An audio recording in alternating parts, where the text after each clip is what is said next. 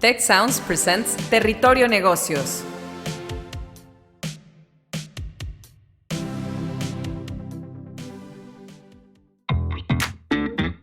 Now we enter Territorio Negocios, a space for dialogue and reflection on new trends and transformations in business in Mexico, Latin America, and the world. I am Jaime Martinez. I am Alicia Galindo, and we welcome you to this podcast by EGADE Business School and the Undergraduate Business School at Tecnológico de Monterrey. Welcome to Territorio Negocios for an episode on tourism, a sustainable recovery.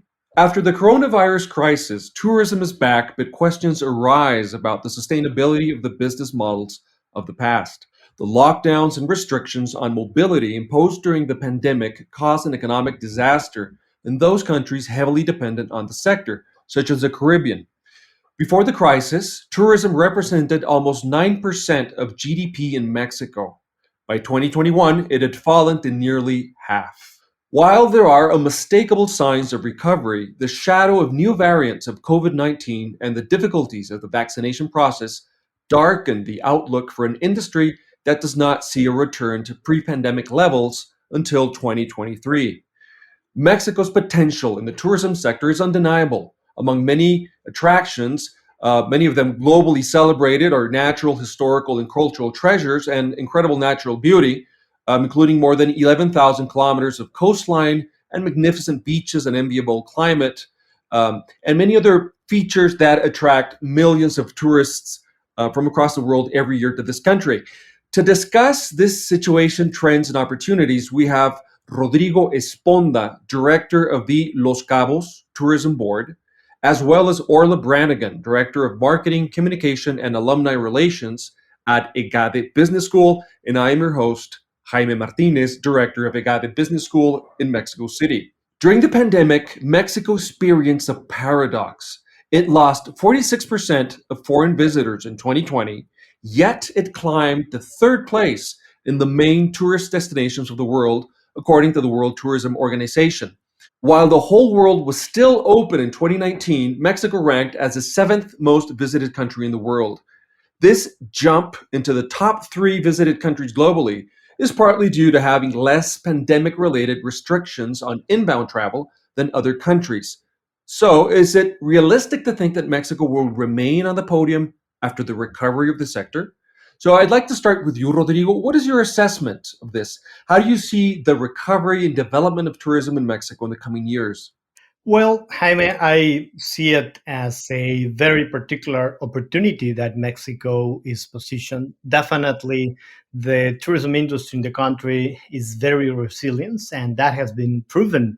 So, notwithstanding that 2020 was a very particular year and 2021 it's continuing to being very particular, I think we would not have 2 years as those in many years to come. However, the work that we have done and the resilience that the tourism industry has been showing would definitely be a very good opportunity for Mexican destinations to showcase the natural beauty, the quality of the services, and the open space that we definitely have.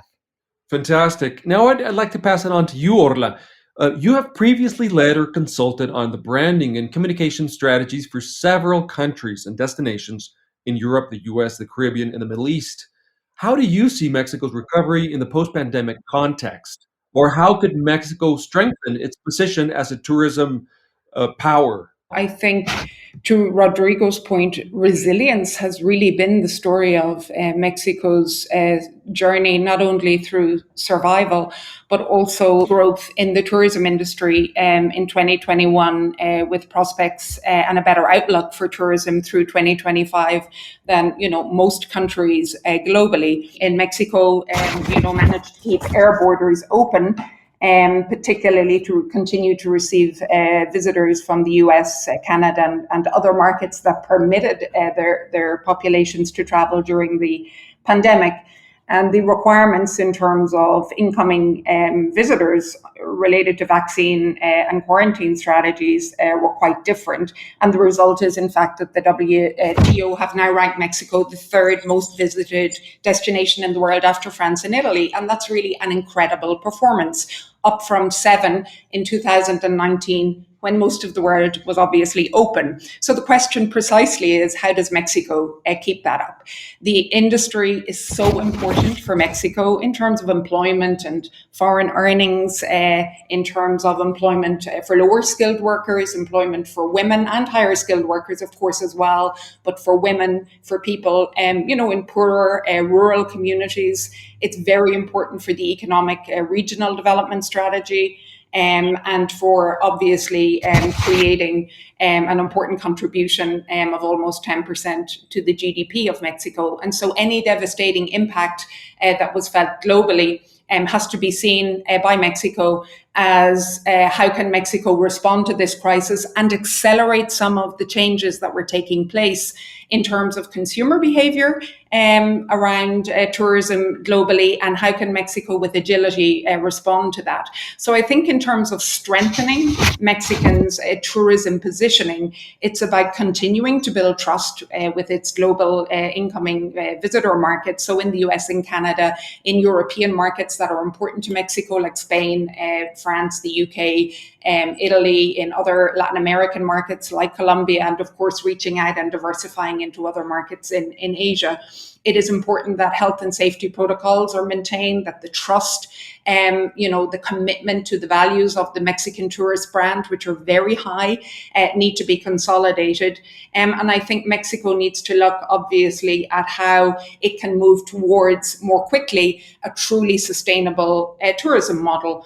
And take some big bets in terms of the sustainability of its tourism sector, consolidating and building on the growth that it has already seen and the excellent performance it's had, but making sure that as the rest of the world comes back to accelerating their response to the tourism crisis in the context of the global pandemic, that Mexico is really ahead of the vanguard in terms of responding to that with new products, new services, and with the leadership and resilience it demonstrated during the pandemic to continue to build its markets, to diversify them, to develop and invest in its products and its training, and the skills capacity in the industry.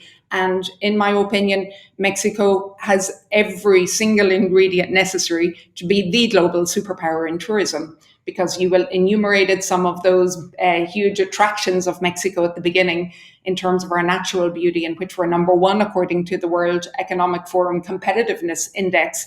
And the variety of our tourism product and the gastronomy, the people, the climate, our built architecture, our history and heritage, it really is an unparalleled offering that is supported by very strong public and private investment and collaboration in terms of developing the tourism infrastructure, developing the tourism industry itself, and of course moving on to build the brand internationally and to diversify markets. So I think that's what's up ahead in terms of powering Mexico into the global number one and keeping it there, Jaime. I'm sure Rodrigo might agree with some of that.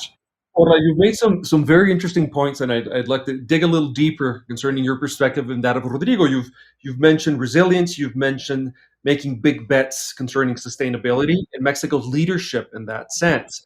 And naturally, as the audience knows, concern worldwide has increased concerning how tourism can also negatively impact the environment, deteriorate ecosystems, and aggravate the carbon footprint overall. So the critical question is how to ensure the recovery of tourism in Mexico as well as in other countries, while seizing the sector's economic potential and not sacrificing its intrinsic value and all those resources that make the country worth visiting in the first place. So I'd like to dig a little deeper with you first, Orla, and then evolve on to Rodrigo's perspective. And so, Orla, is the traditional model of mass tourism, is it obsolete? Or what has been the pandemic impact, so to speak, on that traditional model? And how is tourism evolving to meet these new consumer demands, much more sensitive towards the environment, and rightfully so?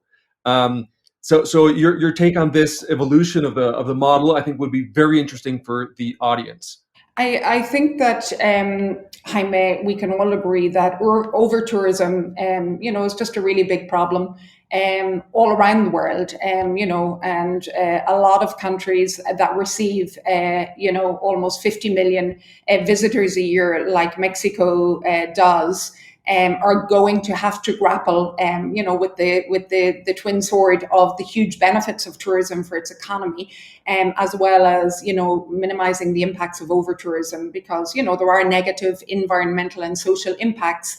In terms of whether that's an increase in water consumption in environmental terms, or air pollution, litter waste, and all of the impacts in terms of carbon footprint. And I know in Mexico, like many parts of the world, there are massive initiatives that are being developed to try to compensate for the environmental impacts. And there are also, impacts associated with accelerated and slightly, in certain cases, chaotic urbanization that builds up around, important tourism centers. And they have negative social impacts as well as the positives, of course. And then in a country with a coastline, an absolutely magnificent coastline of 11,000 kilometers or more, there are obviously there must be, a very particular emphasis on, protecting very delicate marine ecosystems and biodiversity, and ensuring that there are blue strategies like we see in Europe in terms of managing, collaboration with the maritime industry, the marine industry, tourism, etc., to lessen the impacts on our oceans.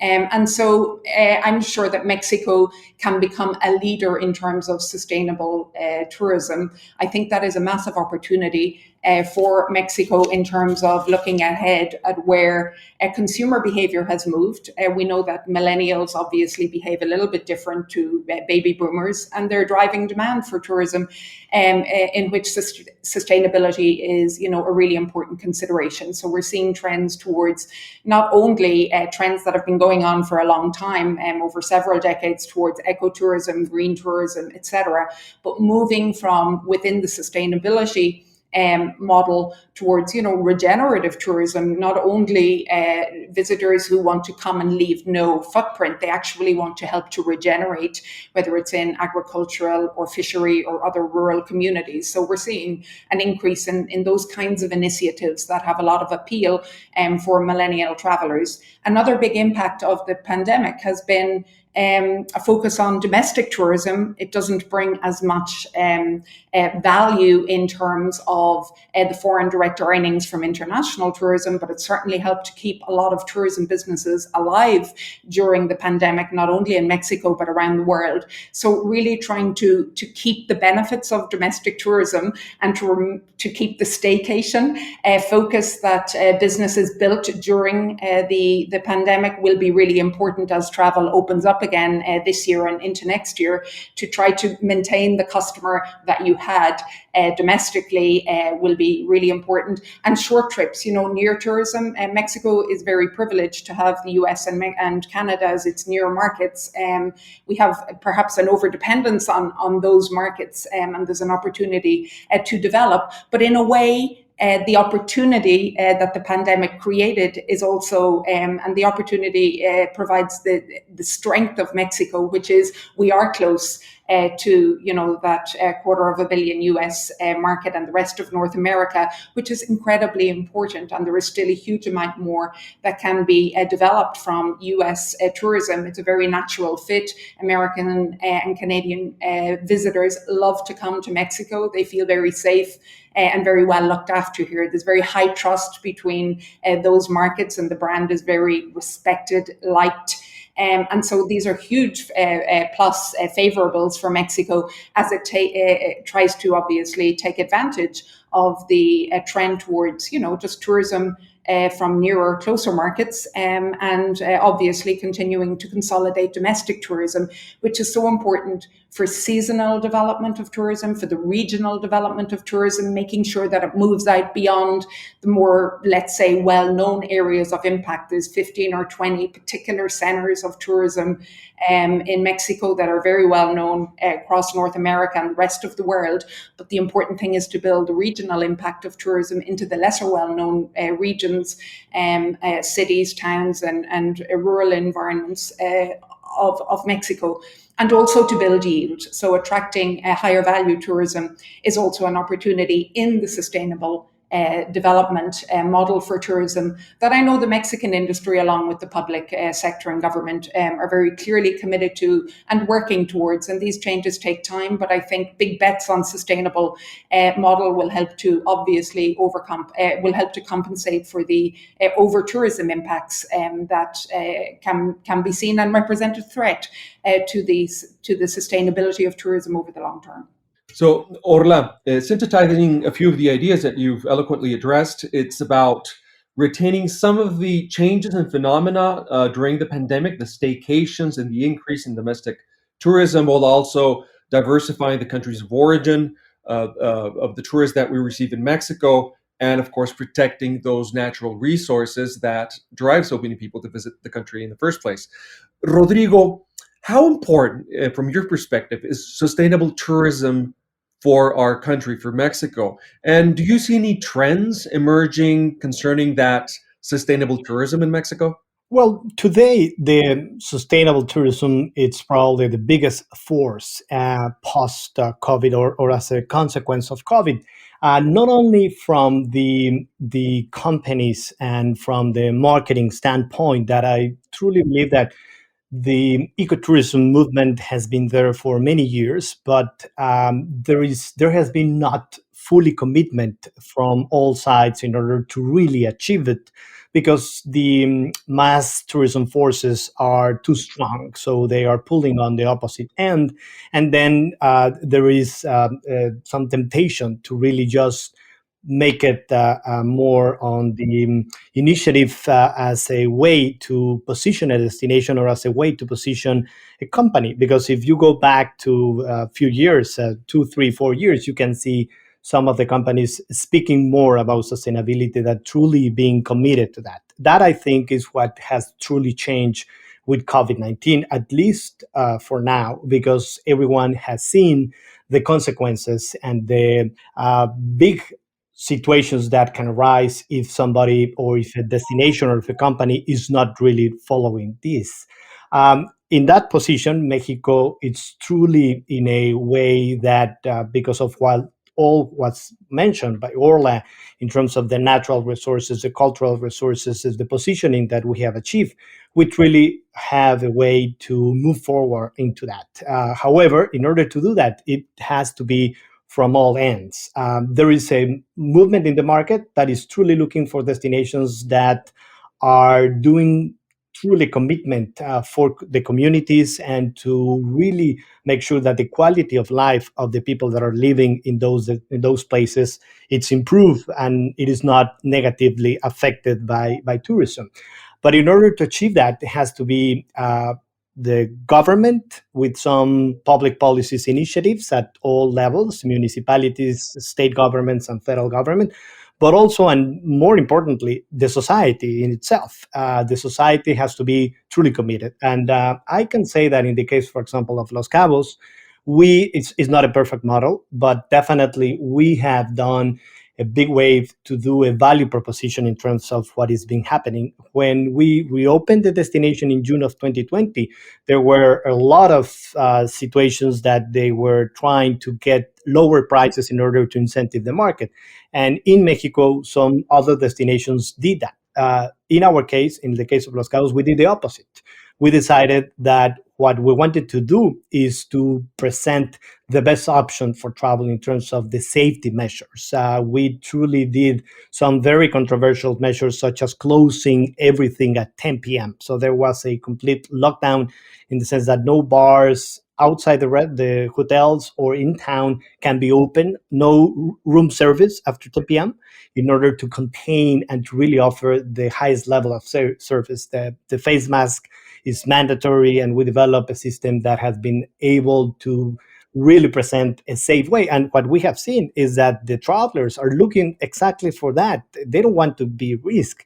So the average daily rate in the case of the destination and the RevPAR has increased more than any other competitive destinations inside Mexico and in other parts, precisely because of these value propositions. So I believe that moving forward, that's precisely the paradox that we will have. If we want to have a balanced growth, we need to preserve the marine ecosystem. We need to preserve the benefits, the quality of life that the community in Los Cabos is having, because it's not only the jobs and the economic growth that you can achieve, but how you are balancing with the young people, women, integrating the natural environment, the cultural assets that the places have. So I think to maintain the competitiveness of the destination, we need to think about how sustainability will be achieved. Moving forward, I think in 2, 3, 4 years, there would be some big forces in order to get back to the mass tourism, not only in Mexico, but in general. And that's where we need to be aware that if the game that we want to play is a value game, then we need to do big achievements into getting into that. Rodrigo, you're certainly talking about many forms of innovation that have taken place in Los Cabos. Can you comment a bit more and go into a little bit more depth, because I think it's fascinating for us and for the audience, on how in Baja California Sur the industry is continuing to innovate and adapt, because I think that it's not only interesting in terms of how other regions in Mexico can replicate some of these best practices through your commendable leadership in Los Cabos, but that could also be replicated in other countries. So a little bit more about innovation in Baja California, if you could address that a little bit more for our audience. Yeah, there have been interesting examples of how the destination has had to innovate. I was just mentioning about the bars being closed or the nightlife in general. So then that has forced some of the suppliers that in order to really make sure that they maintain their quality of life, then they have moved up to do entertainment services into the private villas, because there's been a super big growth of the private villas as a result of the COVID-19. Private aviation is been doubling. The international arrivals on private planes has doubled from what we had in 2019. And already Los Cabos was the number one destination in terms of international arrivals on private plane. And that has been achieving a affluent traveler that is looking for high-end services. So then the suppliers had to adapt. The restaurants, for example, it was the same thing. The carrying capacity controls that they were imposed in the destinations forced them not to do at full capacity in the restaurants, and there was some spare time and spare talent, and they have put that into other type of experiences in the destination, because the private dinners and private experiences is one of the things that the market has moving up away precisely from big groups and from big events. So instead of that, everyone wants to have small gatherings. So then chefs, entertaining, quality services have moved towards that. And that has been even better, because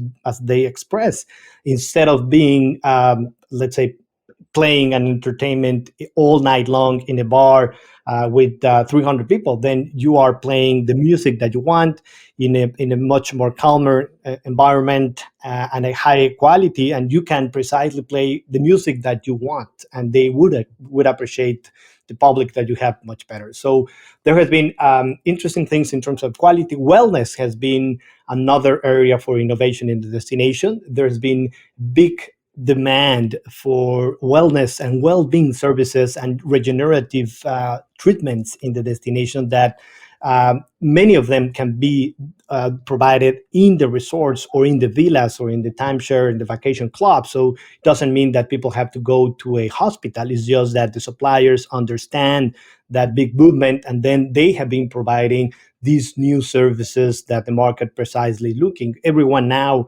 wants to be healthier because of all the consequences that we have. Community involvement is another one, that travelers want to come and they want unique experiences. They don't want to be in a place that is artificial with everything too neat or too fake. So then community involvement, where these people really want to know the villages that they live in, the way that they eat, how the arts and crafts are really done. So there's been few examples that I'm sure that if they're going to continue in those ends. Orla, I think you can agree that from all that Rodrigo has described right now, Los Cabos and the tourism industry in Baja California Sur are a shining light in terms of tourism practices for Mexico and the world. Now, how do you see Mexico's competitiveness overall, not just Los Cabos, but well, Mexico's a large country with many different tourist destinations with many different levels of development concerning its tourism industry. So Mexico's ability to equal or reach out to how things are being done in Los Cabos and Baja California Sur. What is your take on that? Do you see Mexico quickly being able to evolve to that standard? Well, I think it's important to note, Jaime, that firstly, the World Economic Forum's Competitiveness Index of Tourism in 2019 actually places Mexico within the top 20 in the world in terms of the many diverse indices and sub-indices that are connected to the overall assessment in a very deep and systemic way of a country or a destination's competitiveness. So Mexico is extraordinarily well placed in terms of identifying already what are the drivers of its competitiveness, what have stood the test of time, and where are the areas in which the country systemically, in terms of infrastructure and in terms of many other aspects, needs to continue to develop. I've touched on a couple of those. So, Mexico in the World Competitiveness Index as a country and an economy is, within the top 50. So it's phenomenal that its tourism is, within a ranking of most visited on the globe, but also most competitive, which is so important for the economic development of the country. I think that in terms of moving up the competitiveness index, there are a number of challenges, and those challenges are the rate at which technology adoption, precisely as Rodrigo was very well outlining, has been done. For example, in Los Cabos, Baja California Sur, is a wonderful example, and that kind of acceleration of technology, for example, that impacts the business model and how tourism business gets done globally is really important, and how we can ensure that we meet many other challenges that are in the infrastructural product development. I mentioned in the training area and the development of other products that are meeting the emerging needs of industry, whether that's in sustainable tourism, wellness tourism, medical tourism, in regenerative tourism, gastronomic tourism, which is, a unique opportunity that Mexico could dominate globally. I think that that up ahead is only a push from Mexico, very committed with its industry.